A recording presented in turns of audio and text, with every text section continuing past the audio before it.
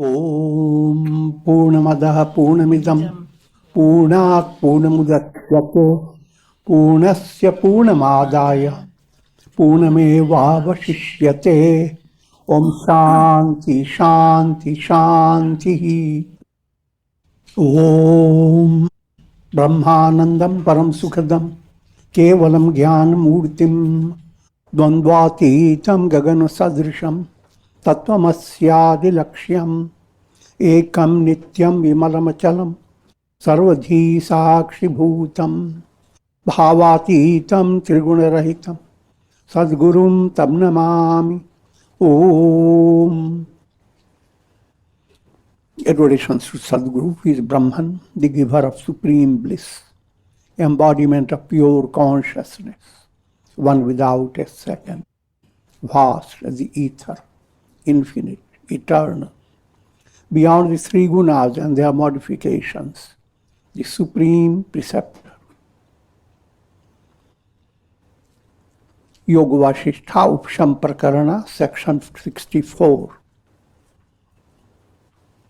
Sage Vasishtha gives insight into how to purify the mind, leading to enlightenment, liberation.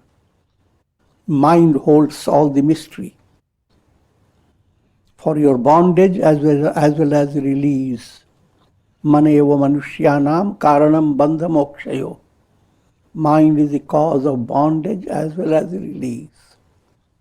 How to handle the mind. They are indeed real friends who promote the development of vairagya in the heart of a person. Yoga Vasistha gives subtle insight of the purpose of life. Your purpose of life is to attain enlightenment. But it is not a selfish project.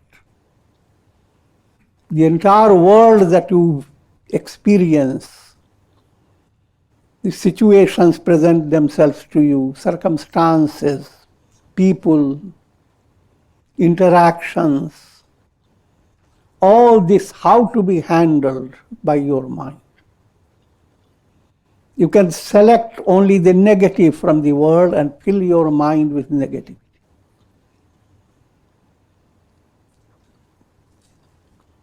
Or you can make the world a basis for chitta prasad. Chitta vishad, chitta prasad. Vishad means chitta filled with sorrow. And the world provides very generous opportunities.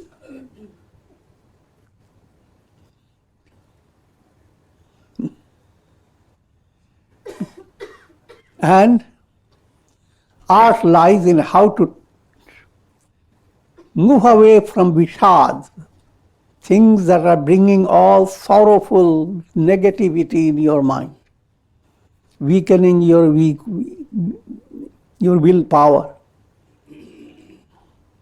and taking you away from your progress, intensifying your kama, perverted desire, anger, and all those impurities.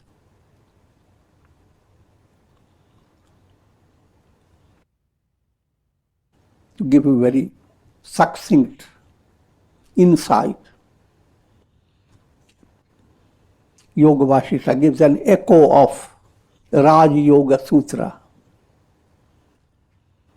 Raj Yoga Sutra says, Maitri, Karuna, Mudita, Upekshanam, Sukha, Dukha, Punya, Punya Vishayanam, Bhavanata, Chitta Prasadanam. What will lead you to possess a chitta, a mind that is filled with joyousness? It's prasad. Prasad term is the mind becoming calm, so calm it shimmers But even while the mind shimmers, it reflects the entire sky in it.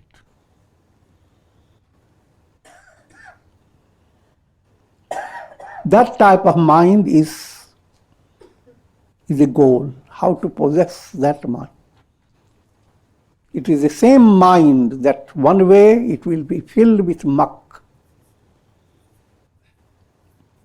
and will hold on to ugly reflections.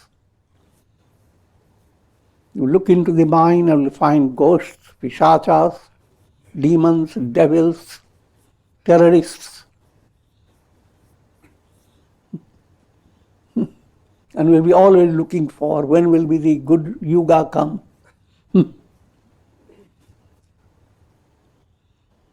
Now, same word. If you change the bhavana is the feeling aspect of your heart.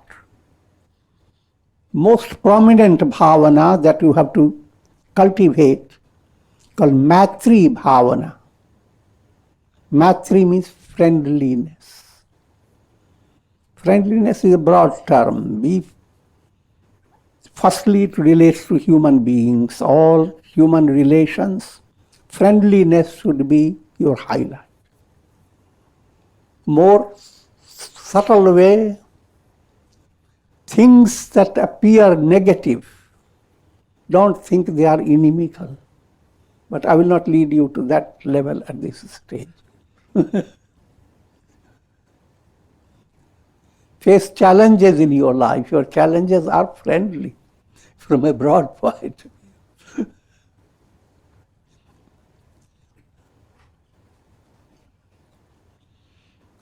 Friendliness, try to work upon it. In a world where people are very easily agitated by commentaries made on you by others,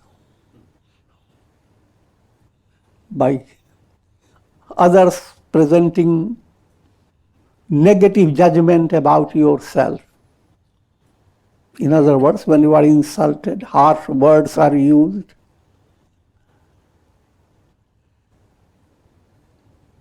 Can you have a heart that looks at people like parents look at kids? Is it possible? It is.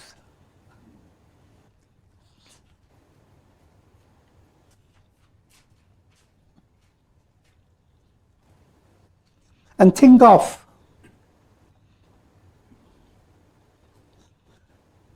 the miracles that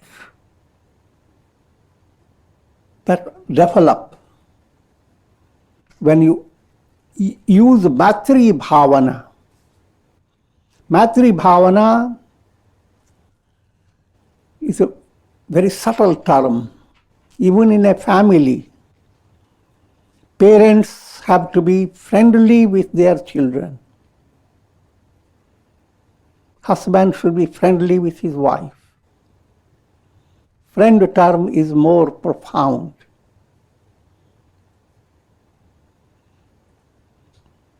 Not just what pleases you, but what will help people whom you are related to. In a simple way to understand, if people behave negatively towards you, you should not stoop to the same way of behaving negatively towards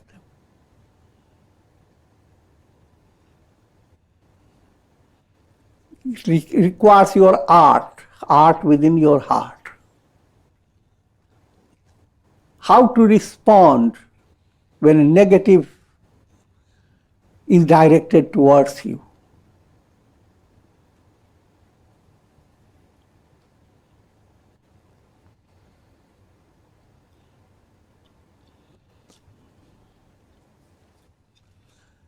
Kabira's song, "Jo toko kanta buai, tahi boi tu fool." People who sow thorns for you You got up in the morning, opened the door, and see thorns.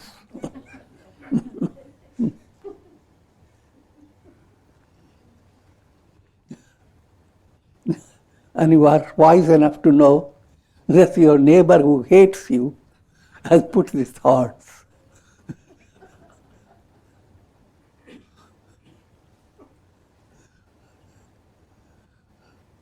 So what do?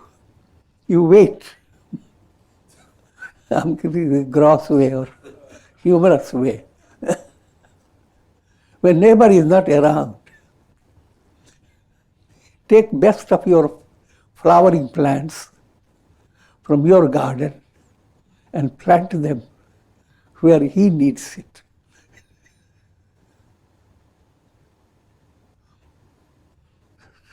He who has sown thorns for you, sow flowers for them.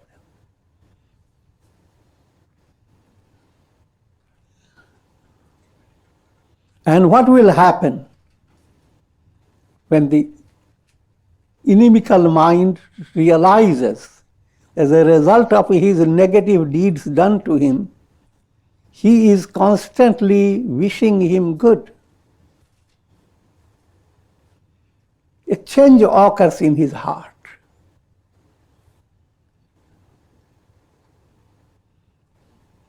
And that type of interaction has to be developed in human beings.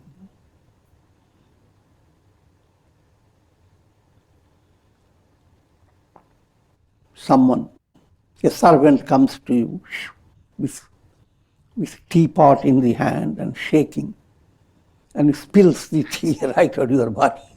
You say,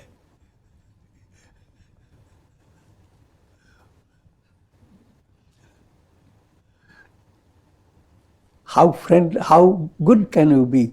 You realize this was not meant. It was not intentionally done. The person had certain weakness. And if the person is your friend, you know you should be compassionate. So this type of attitude, instead of quickly reacting to anyone who says a negative about you, calm your mind.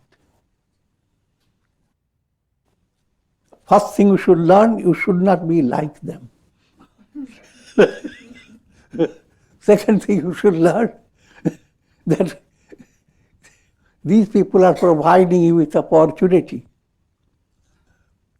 of how to control your agitation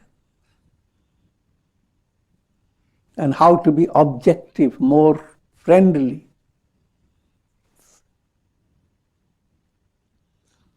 So that's called Maitri Bhavana. Maitri Bhavana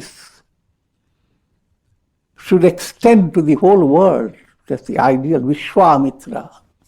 The whole Vishwa universe should be viewed by you as a Maitri-friendly setting. Souls are not enemies. Next great quality is Karuna, compassion. When you see people struggling, having so many defects in their personality, instead of laughing at them, develop compassion.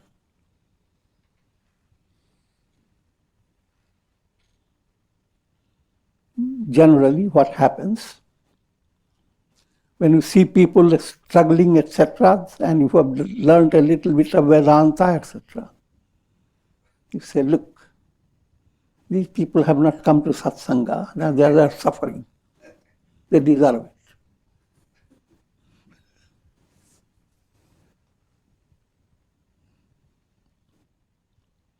Compassion, karuna, is a profound quality.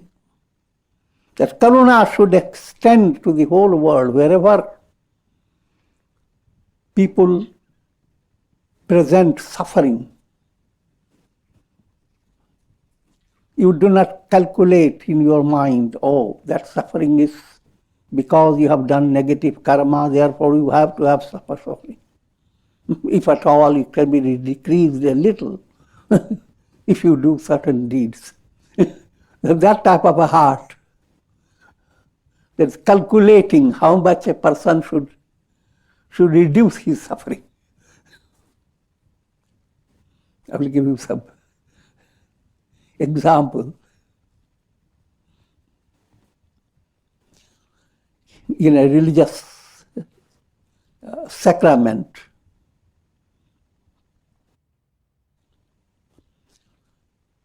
people are offering prayers for the departed soul of some family. One of them says, I wish the soul should attain liberation. Another is calculating, no, how dare you say that? The soul did do good karmas. Send him to heaven, Swarga, not liberation. Don't be stupid. I'm joking.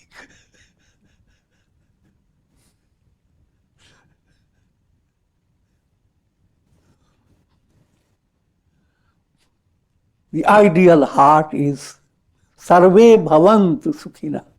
May all be happy. Sarve Bhavantu Sukhina. Sarve Santu Niramaya. May all be free of diseases. Sarve Bhadrani Pashyantu.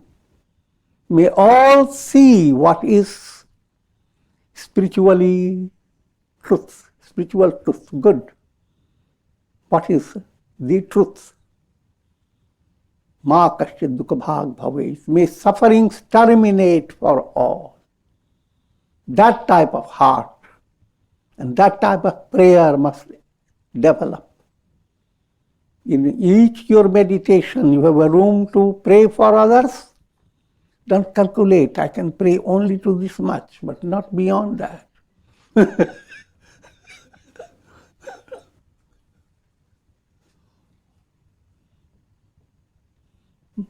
Buddha is the illustration of compassion. Next one is mudita.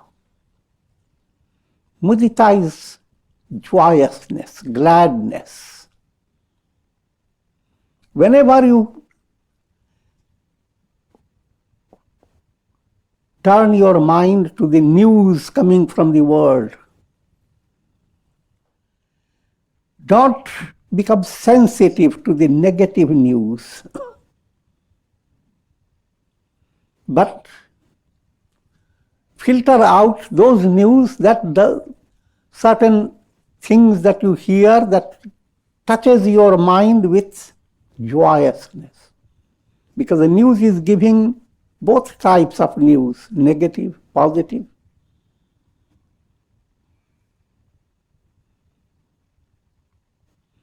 From a broader point of view,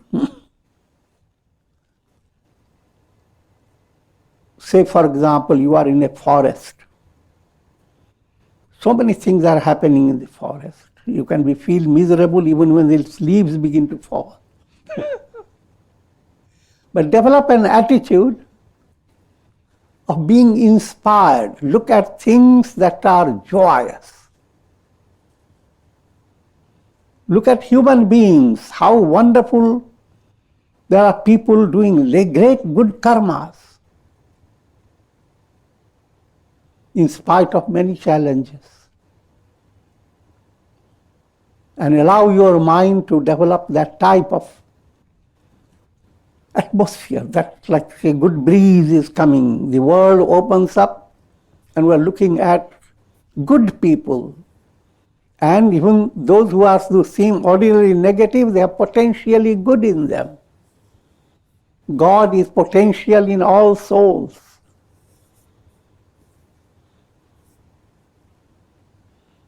So with that type of positive view, bring to your mind lots of good vibrations, vibrations of joyousness.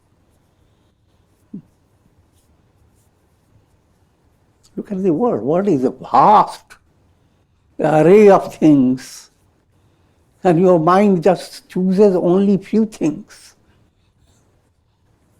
depending upon its bhavana.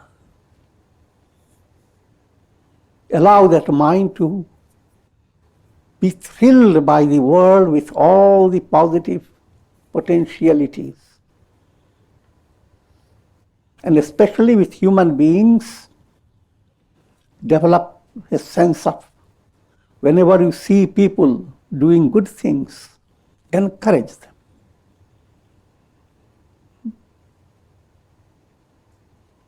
Promote jnana yajna. Give your good experiences, share those experiences with others. Whatever insight you might have gained by years of struggle, share it quickly with others. Don't tell them, wait for years, then I will share with you. I struggle to get it, you should have to struggle also. Not so. That's called mudita aspect, joyousness.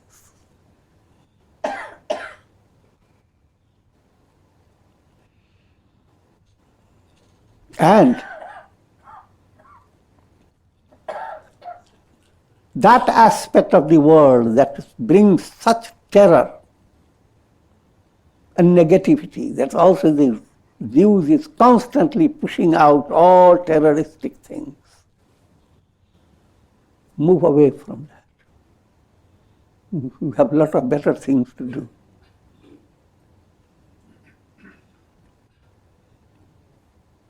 Called upeksha.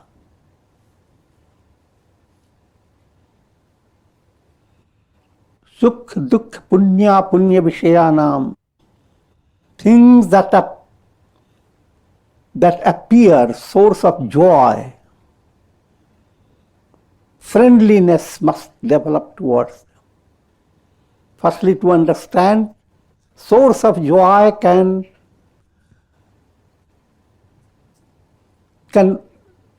proceed from any aspect of the world. Your mind has to develop that type of insight. Even those who are, say for example, who are suffering from a disease. Disease is promoting some error in your body, has to be corrected through the disease. I'm just giving you a simple illustration. So allow your mind to be a magnet to pull out happy things, happy impressions. And wherever there is negativity, your mind should pull out compassion.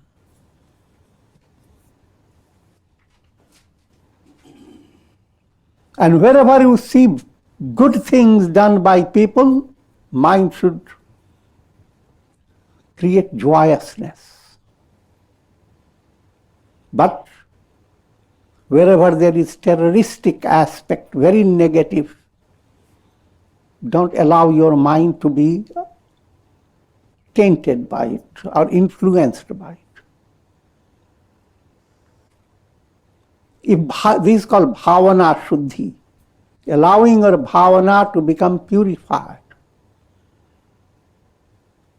And what do you get? Chitta prasadanam. The entire chitta becomes a prasad. Not just coming to temple to get prasad. Chitta becomes delightful, a source of inspiration and joy. Real scriptures are those which enable one to practice inquiry into the nature of the self. Purpose of studying scripture is to understand, who am I? Your I am is the best you ever have. What you love most is your own I am. But your I am is not ego. That you have to understand. If ego is your I am, you will not be separated from your ego. But when you go to sleep, ego moves away from you. The real identity of yours forever, of course, that's Brahman, the Absolute. Out of millions of reflected suns, each sun has its own identity in different parts. But the real identity of every reflected sun is the sun, only one identity, Absolute. So scriptures must direct your attention. Instead of going after so many things of this world, go after the source. Who am I? Who is the doer? Who is the enjoyer? Who is the thinker?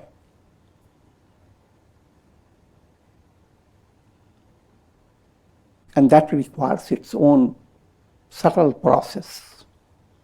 I have already explained integral yoga practiced in daily life. And that is called vichar, inquiry into the nature of the self. Those days are days of real significance, which have assisted a person in performing constant meditation on the self. Each time you hear practice meditation, in this context, it is not sitting down in one pose and counting how long you meditated. But meditation is internal awareness, internal subtle mystic affirmation that I am not the body, I am not the mind. I am the absolute self. Relaxing the mind and open your understanding to capture the truth about yourself. That truth is constantly there present.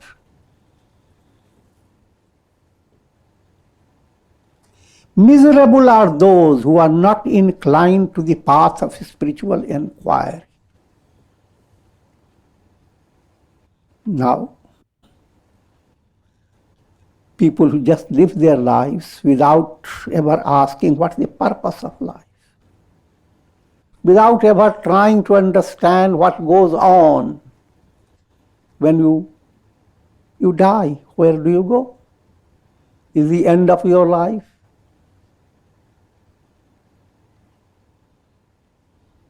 So miserable are those who are not inclined to the path of spiritual inquiry.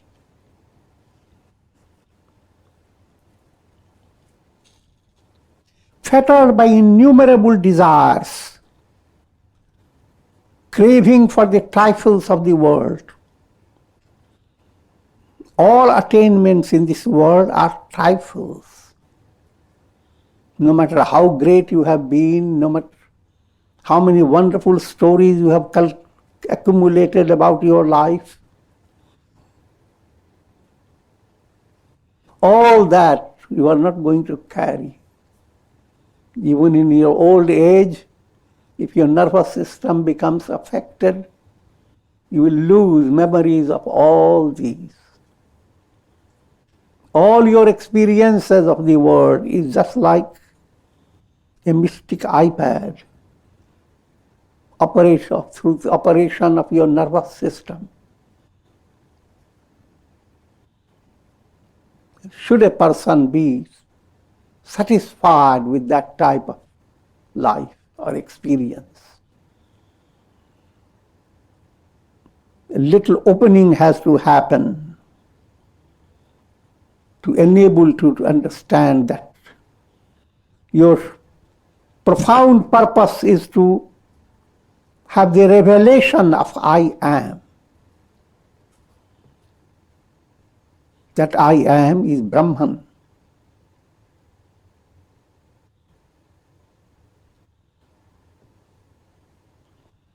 But if you continue to be bonded with karma, karma-based experience is trifle.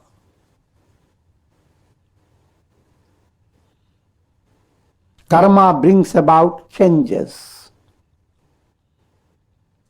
Debilitated by age and diseases, heaving with the sighs of grief, carrying heavy loads of misery, wandering in the forest of the world process. If you are not moving towards spirituality, then this is the negative picture. Sinking in the marshy land of sinful karmas, they live and move in a state of supreme degradation. If one does not move towards the purpose of life, which is liberation, put it more in a practical way, it has 4 aspects. Dharma, artha, kama, moksha. Dharma means ethical value. You base your life and its progress on the basis of goodness. Be good, do good. That should be your foundation. On that basis, you acquire whatever resources you need in your life, called artha. And all human interrelations is called vital value. First is ethical value, material value, vital value, and finally, moksha, liberation, infinite value of life, the real absolute value. And that must be your project in life, to fulfilling the purpose of life. If you don't have that, then miserable. Miseries that are experienced by human being or any soul, they are beyond imagination. Miserable indeed are those who scorn the path that leads to self-realization, bound by the ropes of cravings, crushed by the demoniac teeth of raga dvesha, attachment, hatred, wandering in vain in the vicious circle of birth and death. This point people don't attend to. You have not come into this life for the first time. You have gone through many lives, unending, you cannot calculate. Because it's not, you have not come from zero. You have been always, to whatever extent your mind stretches in the past, millions of years, trillions of years. Even trillions of years ago, you were there. What have you been doing all the trillion?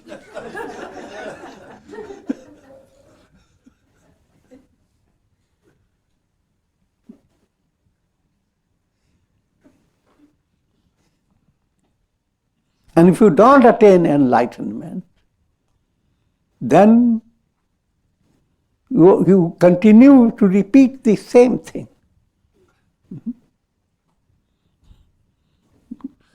Yoga Vasistha used the word vamtasi, vomited stuff. In each life, you learn certain lessons, but you forget them. You repeat the same mistakes.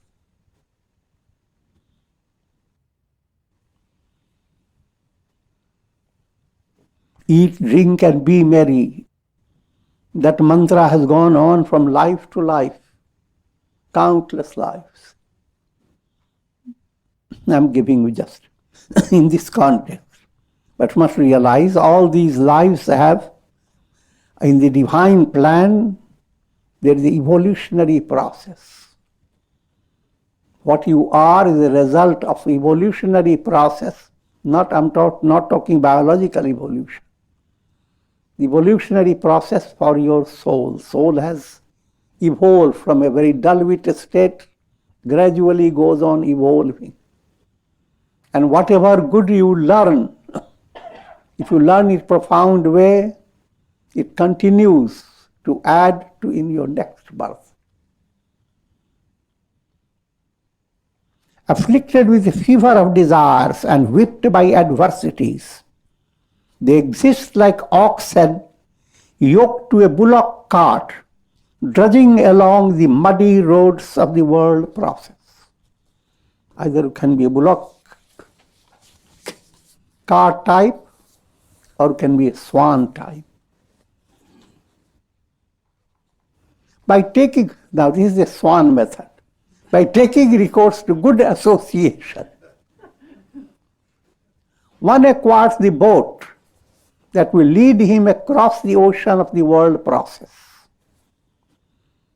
Good association. Good association, the basic aspect good association is this type of a setting where you hear the lecture and try to understand.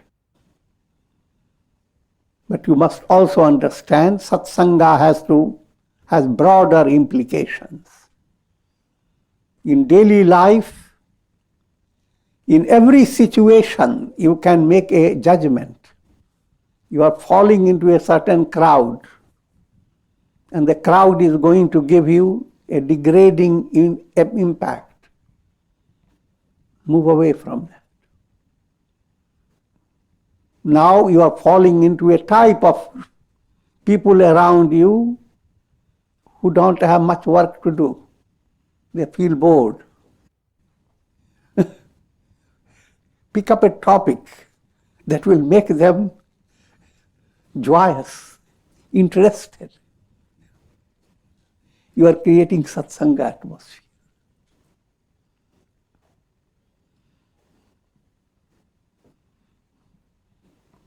Walk in nature and be inspired by how divine artistry has worked on in every little tree. And look at your own personality. It's a work of great art. And go further. Your whole personality, deho devalayo prokto. Your whole personality is a divine temple. In fact, no temple can compare with your body.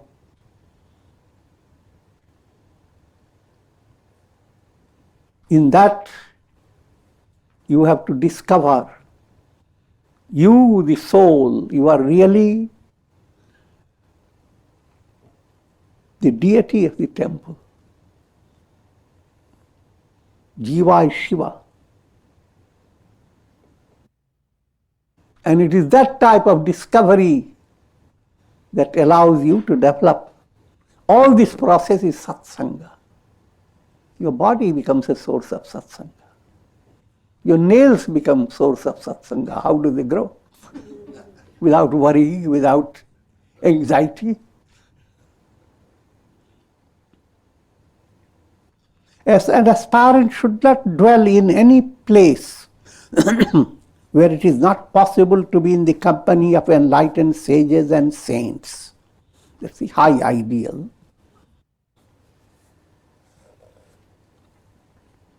In the burning desert of the world process, an enlightened sage is like a shady tree that affords rest and relaxation to the weary souls.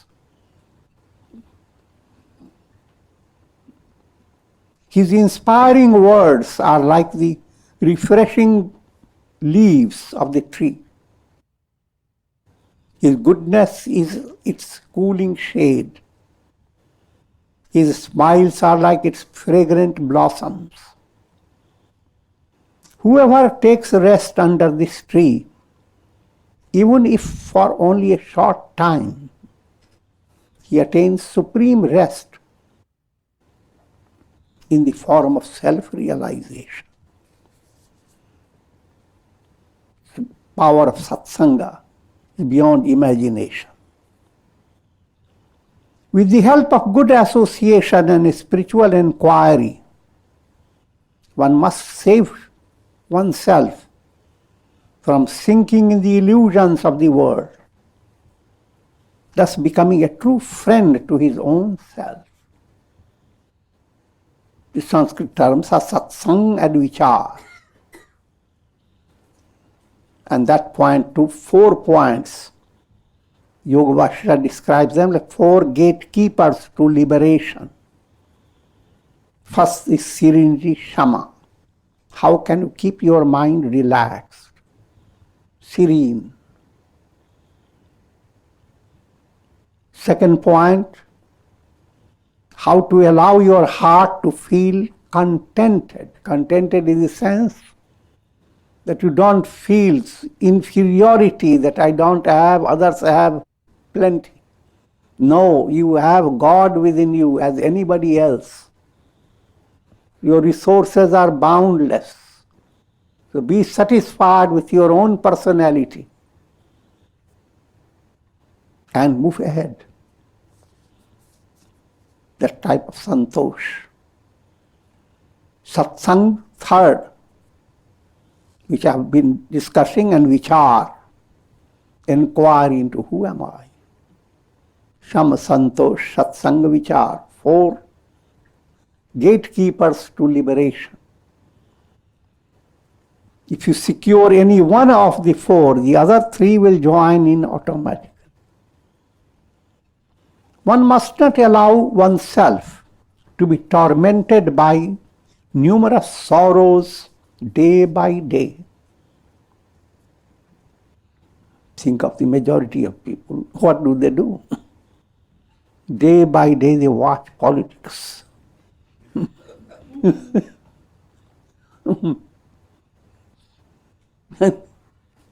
And they wait.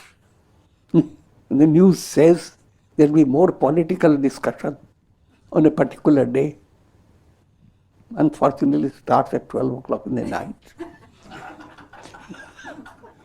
It doesn't matter.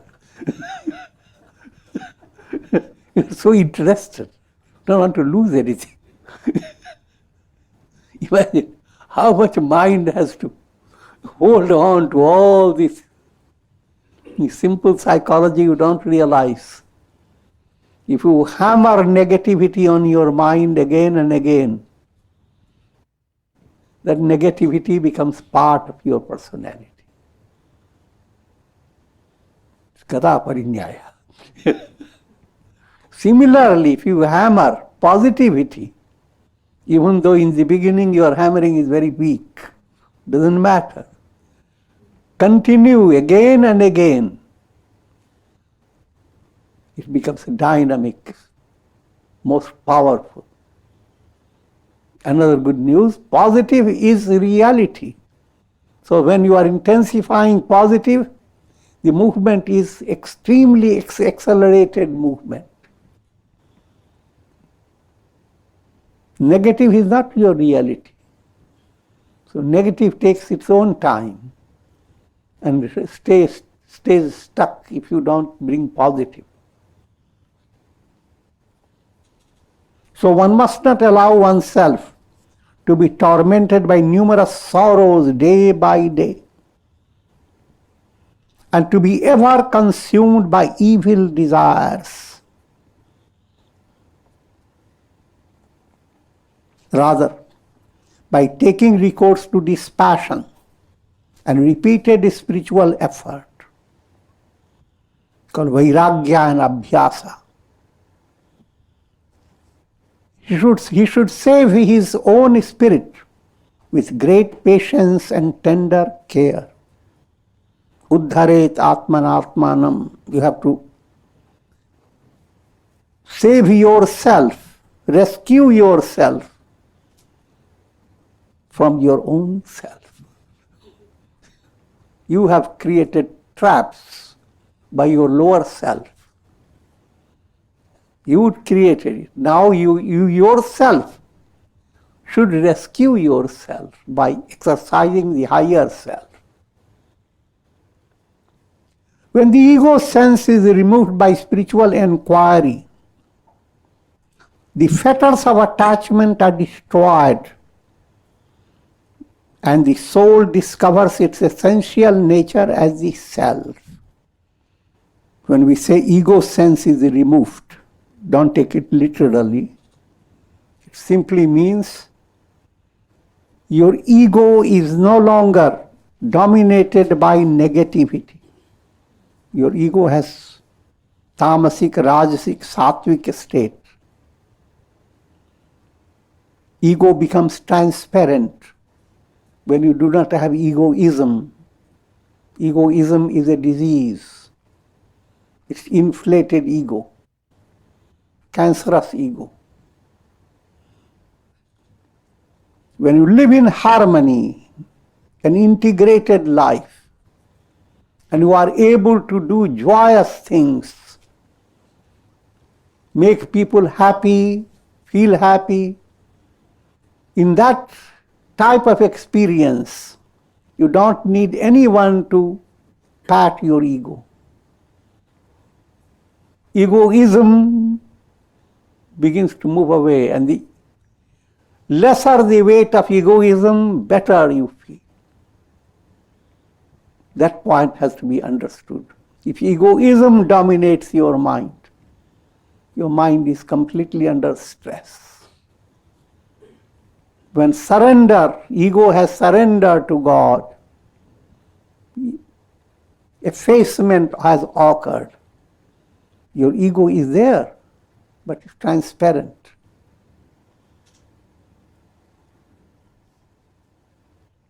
With the cessation of the ego sense, there surges the ocean of fullness.